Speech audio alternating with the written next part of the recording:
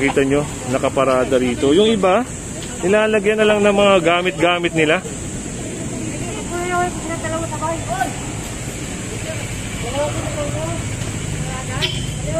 Wala kasi yung mga may-ari. At ginagawa nilang parkingan. Yun, at yan mga kasama, tutowing na yan.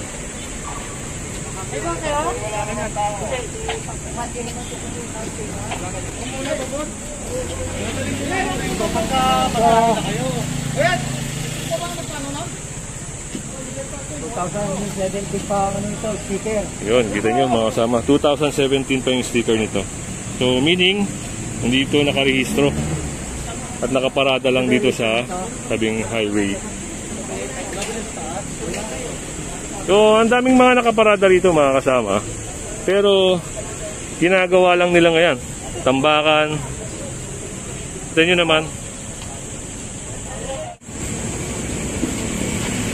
ayun, iba may mga lutuan na lang na parang ito na ata yung bahay nila, oh. Ayan, may mga lutuan.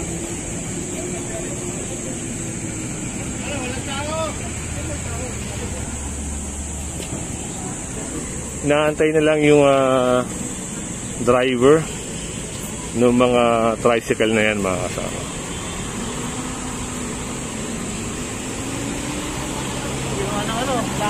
Yan nga sir, ginawa ng bahay itong mga tricycle dito.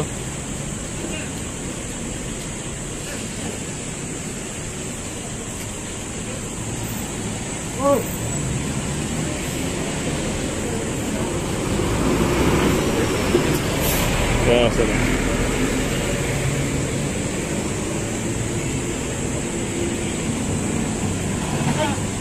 Nasa hero yung taro. Nakatubusan ngayon sir. Impound ba kayo ngayon sir? Hindi, ticket lang yan. Ikaw ba driver niyan? Titikitan lang yan. May sakit kasi yung driver niya sir. Sakit. Hindi, wala naman yung problema. Dapat pinarada sila sa ibang lugar. Yung dapat paradaan. Kasi ito po, pinagbibigyan namin kayo rito dahil terminal nyo to. Pero kung iiwanan nyo po yung sasakyan nyo rito, yung legal parking na po tawag doon. Diba? Ha? Matagal yung dumating kasi. Hindi ka, kaya nga, ibig sabihin niya ito, kung halimbawa sa iyo man mangyayari yun, dapat iparada nyo sa maayos na lugar. Hindi rito, kasi kalsada to. Okay kayo, pero kayo dyan terminal, so pwede kayong magkano dyan, magsakay, di ba? Pero hindi dapat dito, iniiwanan yung mga sasakyan nyo. Ano sabihin nyo sa mga may-ari dyan? Yun, pinaliwagan sila ni Sir Azures tungkol dito sa pagpaparking nila dito. At may natowing na po dito na tricycle. Naisampa na po, naisampa na. Gawa ng ginawa nilang parkingan. Yung iba taga Montalban pa raw mga kasama, ayon doon sa isang kasamahan niya na driver.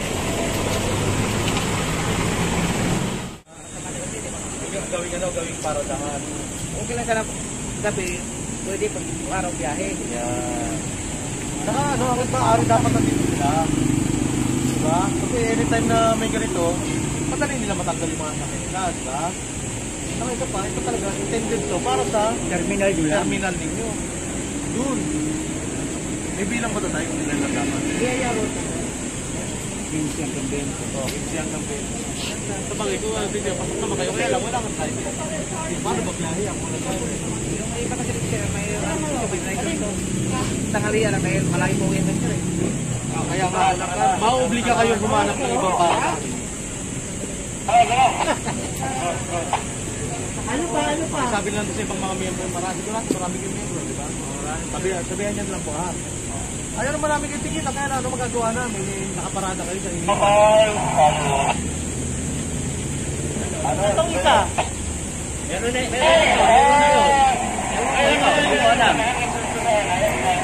Dili kita mo dito pa ba? Yes. Ito to. Meron na yung dalawa sa dulo.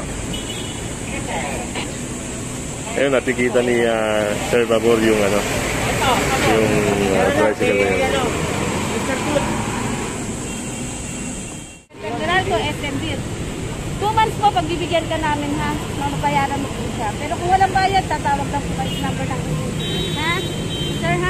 Pag kung babaliwalain sir, magkukontik sa NBI to pag hindi nila siya. Yan mga kasama at nadaanan natin ang team nila ma'am. Sila yung mga nanguhuli na nagkakalat-kalat, mga nagtatapon-tapon. At may nasampulan na po na dalawang personalidad dito. At binigyan sila ng ticket para bayaran yung violation nila. Kaya paalala sa mga kababayan natin, sa mga kasama natin, kung kayo po ay nasa galaan at meron kayong pinagkainan, huwag niyo po basta-basta itapon sa kalsada. Gawa ng pag nahuli po kayo, nakita po kayo, matitikitan po kayo. Ganyan po ang gobyerno natin ngayon. Nasa ayos na po lahat. Yan. Nasa kahabaan tayo ng BIR Road mga kasama. Yan mga kasama at ito pa ulit-ulit na lang itong area na to. Lagi itong ino-operate. Ayan, namataan na naman ng team Escob sa pangunguna ni Sir Richard.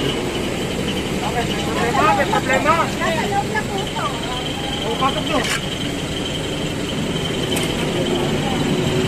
Ilang beses na ino-operate to, sir? Di ba matagal na to? Paulit-ulit na lang? Baka ilang beses na to? Ano, hindi pa kayo paulit-ulit paglabag. Ito, yung hala.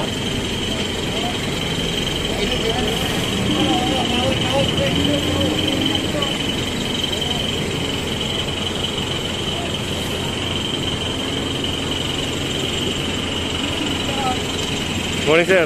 Halos paulit-ulit na lang, sir, no? Opo, paulit-ulit na lang po sila sa paglabag.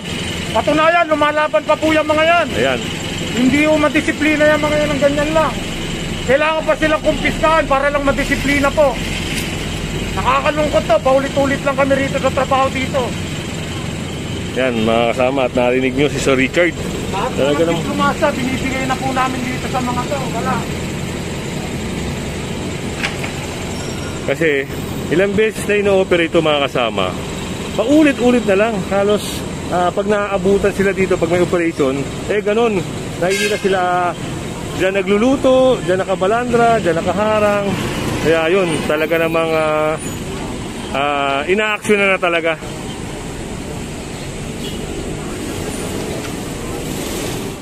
Yan mga kasama at ganun pa rin. Andito pa rin tayo sa kahabaan ng BIR Road. At ito, yung jeep na ito malamang matitikitan ito.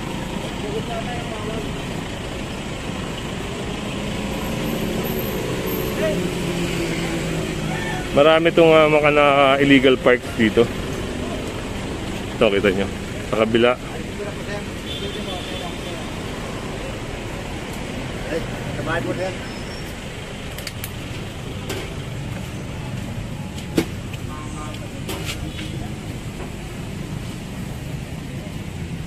Alas ginawa na nilang paradahan to. Dito na natutulog.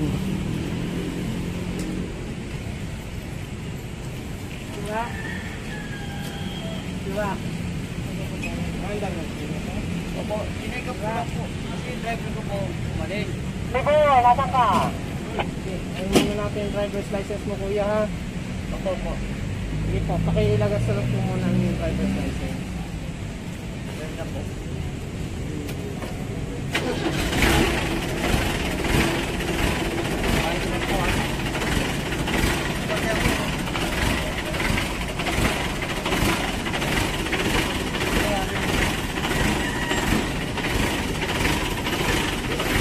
Dito yung ginagawa nilang tulugan. Kanina may nakita tayo ditong natutulog sa loob ng jeep na yan. Asa yung driver?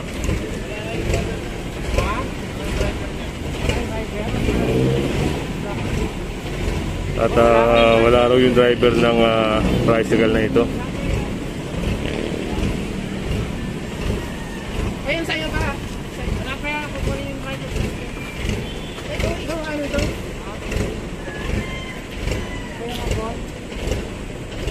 Yan mga kasama, nasa tapat tayo ng Department of Science and Technology. Sa harap lang to, ang daming naka-illegal park dito.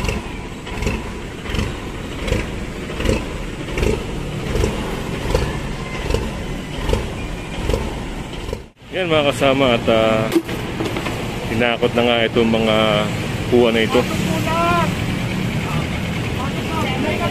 At itong sidecar na to na kargahan ng soft drinks, yan, matitikitan po yan. Illegal parking tsaka obstruction. At itong tricycle na ito, yung mga naka-malandra rito sa sidewalk, mga kasama, ay pinatatanggal din yun. Morning, sir! Ito si Kuya at natikitan siya ng illegal parking.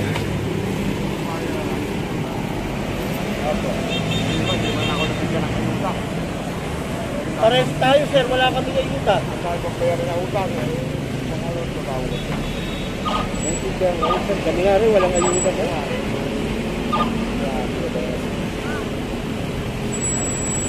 So yung mga kasama at natikitan po, gawa ng naka-illegal parking.